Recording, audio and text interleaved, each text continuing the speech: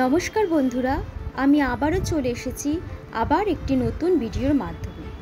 বন্ধুরা, সামনে আসতে চলেছে ভাদ্র মাসের পূর্ণিমা তিথি। আবার ওই দিনই চন্দ্রগ্রহণও লাগছে।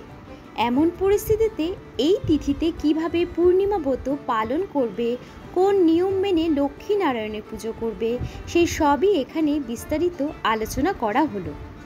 2025 সালের সেপ্টেম্বর মাসের পূর্ণিমা তিথি শুরু হবে 6 সেপ্টেম্বর শনিবার মধ্যরাত 1:42 এবং শেষ হবে 7 সেপ্টেম্বর রবিবার রাত 11:39।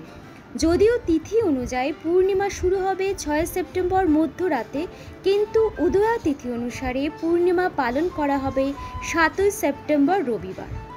এই দিনই ভাদ্র পূর্ণিমা হিসাবে পরিচিত পাবে।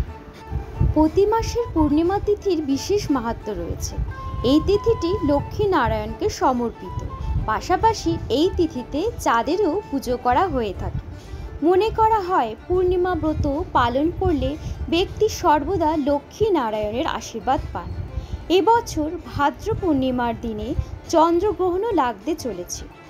7 সেপ্টেম্বর চন্দ্রগ্রহণের সময় কিভাবে করা যাবে পূর্ণিমার ব্রত?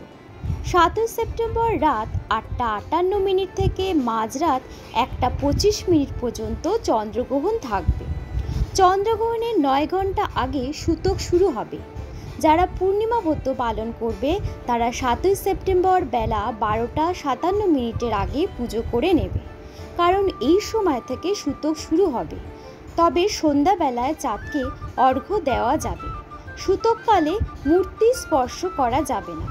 অন্যদিকে চন্দ্রগ্রহণ শুরু হবে রাত 8:58 থেকে এবং শেষ হবে মাঝরাত 1:25।